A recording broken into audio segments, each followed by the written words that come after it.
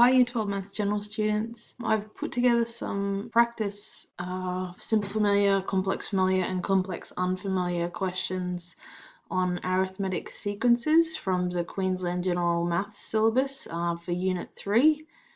So these were based on questions I found from QCAA sample assessment material that's been released. Here we have 11 questions on arithmetic sequences, or APs, arithmetic progressions is another way to say it. Alright, so I'll just scroll through so you can read some of the questions. Feel free to press pause at any time to read through them. The aim again, I'll go through the questions one at a time, have a bit of a chat about them, and then invite you to press pause, have a go at the questions, and unpause, and we'll go through the solutions and see how you went with each of the questions. You'll also find a Word version copy of these questions in the description below this video. I've done that for all the topic tests on my YouTube channel for anyone that wants extra practice questions on different topics. Alright, let's have a go at question 1. Simple familiar question, getting you to recall how to use the recursive rule for an arithmetic sequence. So with arithmetic sequences, remember you're looking for the common difference between each of the terms, and you can go from there. So press pause, have a go at question 1, and we'll check in very shortly. Okay, hopefully you recall that the recursive rule for arithmetic sequences was Tn plus 1 equals Tn plus d, where d is your common difference you're looking for. You could have chosen any two of these consecutive terms. Remember, they have to be consecutive, so one after the other. And you'll find that when you find the difference between them, your common difference is 4. Therefore, your recursive rule is Tn plus 1 equals Tn plus 4. Okay, let's move on to question 2. Also a simple familiar question. We're asking you to find the first 3 terms of the following recurrence relation. So you've been given the first term as 8 and this recursive rule to use. Part B then wants us to write the rule for the nth term of the recurrence relation. So press pause and have a go. Right, so for part A, we know to get to the next consecutive term, we just add on that common difference. So if I know my first term is 8, I add on the minus 7 to get 1. Then I add on the minus 7 to 1 to get negative 6. So my first 3 terms are 8, 1 and negative 6. For part B, remember this rule for the nth term of an arithmetic sequence is on your formula sheet. So you don't have to remember it. You just have to know how to use it. So given that I know what my first term is and my common difference is, simply sub them into the rule, and that pops out once I simplify everything there. Tn equals 15 minus 7n, or you could have rearranged that. Tn is minus 7n plus 15. And I just checked my answer to part A using the rule, and I get the same answer. Time for question 3. Simple familiar, we're given a sequence defined by a rule here. Now we're told that the 12th term is 235. We need to determine the value of the 10th term. So press pause and have a go. So there are 2 ways you could have done this question. If you know that this is your recursion relation, you can rearrange that to find the term before. So if I want to find the previous term, which is an minus 1, I simply minus 20 to the current known term. So if I know that the 12th term is 235, I simply just need to work backwards and find the 11th term by minusing 20, and then the 10th term by minusing 20. which will be 195. You can just very simply use the common difference itself. So if I know the 12th term is 235, you're subtracting that common difference to end up with your 10th term of 195. All right, question 4 is a simple familiar, and it's looking at the graph of an arithmetic sequence. Can we figure out the recurrence relation to match the graph? So what do I need to know to write a recurrence relation? I need to know my first term, and I need to know the common difference. So see if you can have a go at the question by pressing pause, and we'll check in shortly. So our first term is 10. You can see here the number of terms is on the x-axis. So if I just simply work my way up, I can see that it's 10. And then between each consecutive term, I'm going up by a value of 5. So that means my common difference is 5. Therefore, my recurrence relation is Tn plus 1 equals Tn plus 5, where my first term is 10. Question 5, another simple familiar. We're told the first term in an arithmetic sequence is minus 25 and the common difference is positive 12.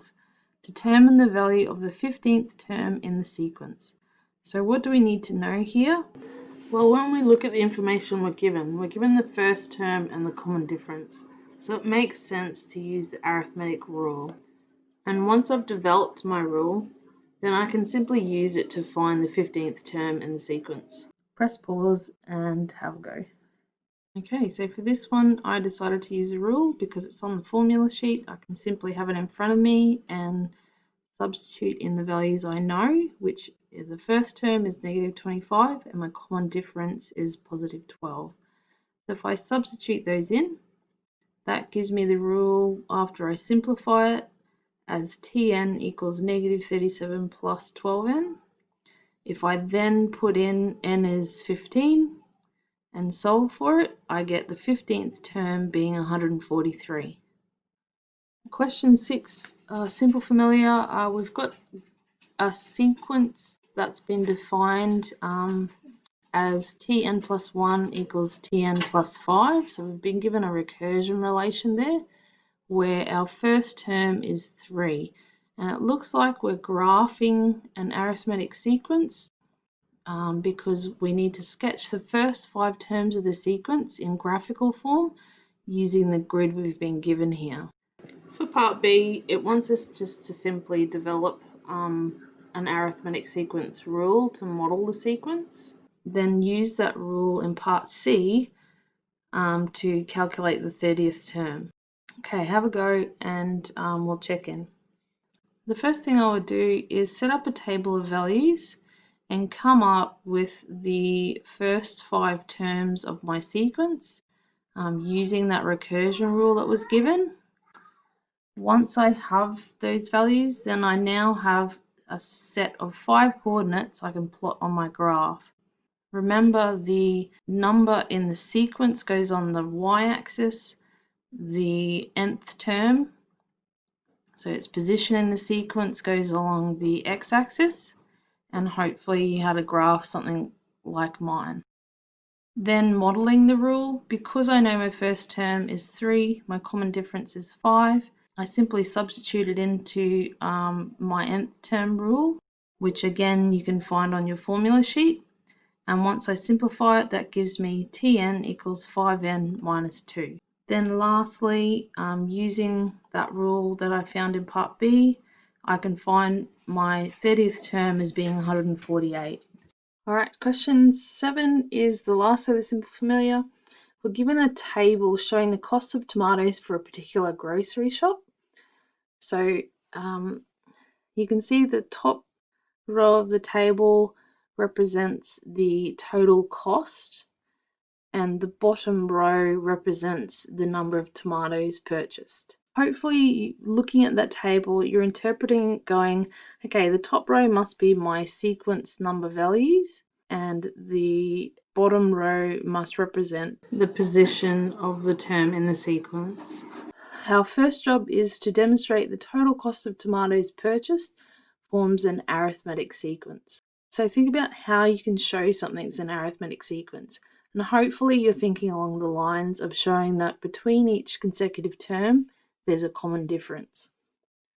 For part B, they're giving us the rule that shows us how to calculate the total cost of tomatoes. And you should notice that the rule's in that arithmetic sequence nth term rule.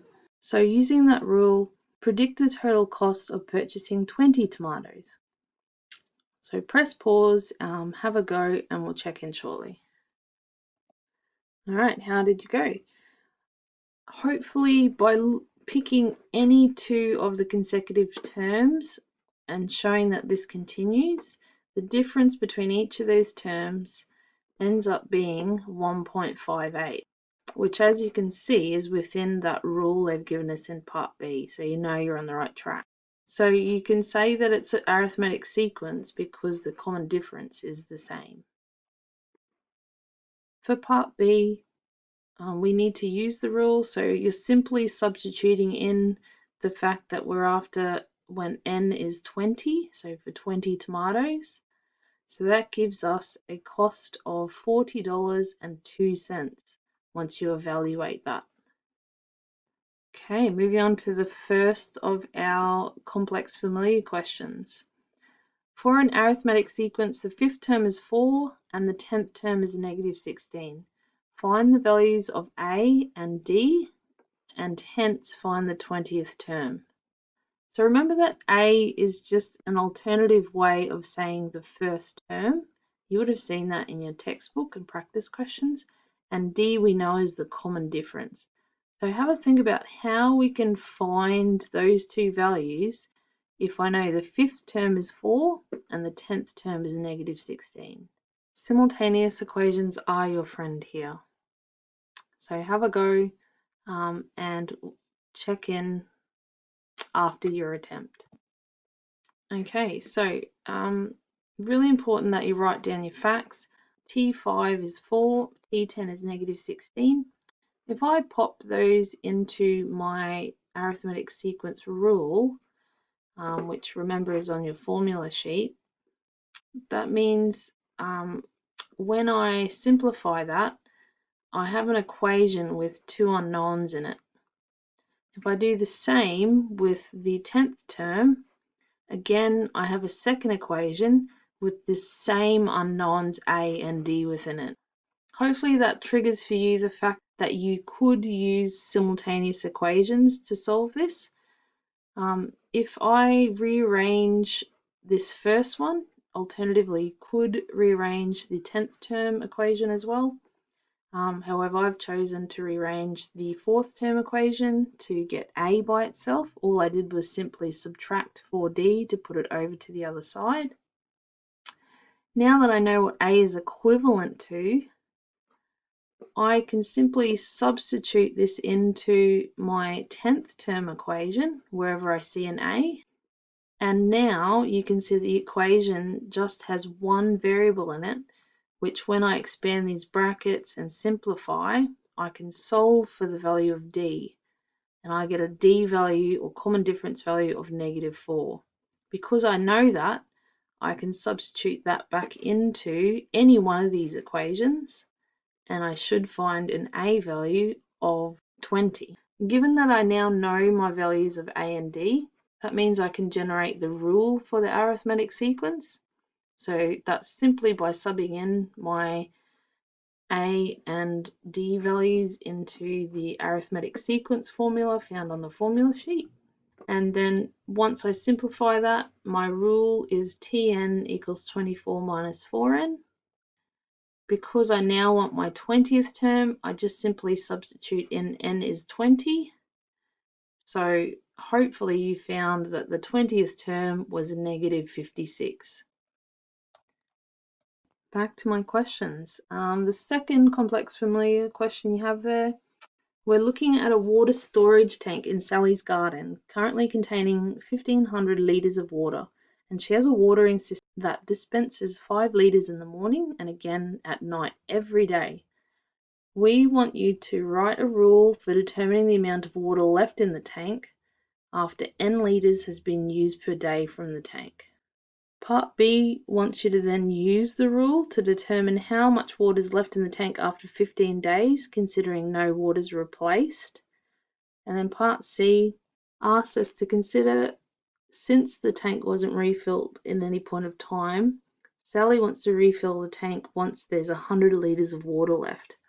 How many days would Sally's water system work until it would need refilling? Okay, so this all is based around you using the arithmetic sequence rule, which you have to develop. And you have to think very carefully about the information you're given. What do we need in order to work out what the rule is for an arithmetic sequence? We need the first term and the common difference. Are you given that information? Okay, have a go at the question and we'll see how you went afterwards. Okay, so hopefully you picked up that the 1500 litres of water was your first term. So the only other thing we need to know then is our common difference. Because we're told it dispenses 5 litres twice a day, that means every day it's losing 10 litres. So then if I simply substitute that into my arithmetic sequence rule, I end up with a rule where the amount of water left is equal to 1510 minus 10n. Okay, part B is us just using the rule. So I'm after my 15th term, so I just simply need to substitute in the fact that n is 15, and that gives me 1360 litres of water left in the tank after 15 days. Finally, for part C, considering that she's going to refill the tank once there's 100 litres left, we need to work out how many days her watering system would work until it needed refilling. So in this part of the question, we're solving for n, where we need to work out the number of days that has passed. So if we treat it like an equation, solving for n, we should end up with the fact that n is the 141st day, is when it will reach the 100 litres, so then the tank will need filling after that 141st day. On to the complex unfamiliar questions. So question 10, we've got a charity using social media to raise a total of $60,000 for a good cause within 2 weeks. So that's 14 days. Setting a donation of $15 for anyone that's contributing to the charity. After 1 day, 308 people had donated, and after 5 days, $28,020 had been raised. Will the charity reach its target within the time frame set? Alright, so a question like this, really important to work out what information you've been told here. So the goal is $60,000, and we're trying to figure out whether that can be reached in 14 days. So hopefully you're thinking along the lines of I'm after the 14th term in the sequence, and I'm going to check if it's equal to or greater than the $60,000 target. Somehow you've got to use this $15 per person donation, considering that after 1 day, possibly your first term, 308 people had donated. And after 5 days, $28,020 had been raised. So hopefully you're thinking along the lines of you've been given 2 sets of coordinates here, or 2 terms and their value. So how can you use that information to solve the problem? Okay, have a go and we'll check to see how you went shortly. So after 1 day, so T1 is going to be the 308 people times the $15 donation. So all up on day 1, $4,620 was raised. And we know that on day 5, which is our 5th term in the sequence, $28,020 was raised. Because we know T1, I can substitute that in. And that allows me to find the common difference once I've done that by solving the equation for D. Because I can then look up on my formula sheet the arithmetic sequence rule, that means I can now generate my rule for this particular sequence. So after I substitute in my T1 and my D value, the rule is Tn equals 5,850 times n minus 1,230. Finally, I want to know whether the target gets reached in 14 days. So if I simply substitute in n is 14 to find my 14th term, I will eventually find that in 14 days the charity raised $80,670. So then you can conclude that yes, they'll easily reach the target in 2 weeks. Okay, last question. A gardener was comparing the growth of an orange seedling and an apple tree he'd planted at the start of January. The orange tree seedling started at a height of 15 centimeters and appeared to grow at a slower rate every month than the apple tree seedling, which had a starting height of 9 centimeters. By the beginning of March, the orange tree had grown to a height of 17.5 centimeters and the apple tree seedling to a height of 12.6 centimeters. Determine in which month the seedlings would be the same height. I've been given 2 sets of values here where I've been given the initial height of both seedlings, both trees, the orange tree and the apple tree, and I've also been given a time period that's gone by and the equivalent height at that time period. So have a good think about how you can use all of that information you've been given, first about the orange tree seedling, in order to come up with a rule to model the growth of the orange tree seedling, and then again for the apple tree seedling. And then for the second part, can you think about how you would find the month where they would be the same height? Again, thinking along the lines of simultaneous equations. All right, have a go, and we'll see how you went. All right, so writing down the facts that we know. In January, orange tree was 15 centimeters, so that's its T1. Apple tree was 9 centimeters, so that's the apple tree's T1 or term 1. So thinking about the time frame, March would be the third term in the sequence. I know that the third term is 17.5 for orange and the third term for apple is 12.6.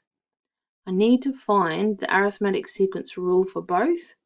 So given that information for the orange tree, similar to question 10, I'm just subbing in what I know to find out what the common difference is. So for the orange tree, once I sub that in, I get a D of 1.25. Once I substitute that into the rule format, you should get a growth rule for the orange tree of being 16.25 plus 1.25n. When you do the same thing with the apple tree information, your rule for the growth of the apple tree should be 7.2 plus 1.8 times n.